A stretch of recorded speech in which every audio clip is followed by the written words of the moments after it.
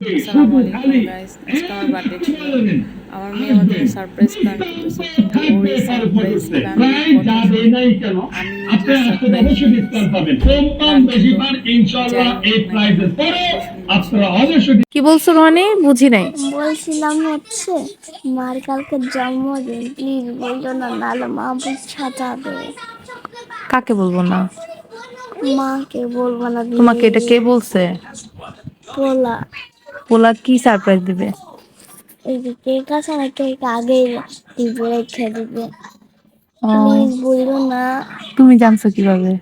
পোলার কাছ থেকে কখন বলছে তোমার পোলা? একটু আগে। প্লিজ বললো না, দিবি। তুমি কি সারপ্রাইজ দিবা? আমি একটা গিফট দিব, কিন্তু বলা যাবে না। কি গিফট দিবা? বলবো না।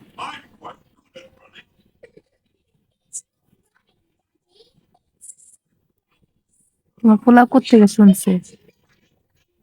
ক্যালেন্ডার আছে না, ওই ক্যালেন্ডার থেকে। প্লিজ বলবে না। আচ্ছা, বলবো না, যাও।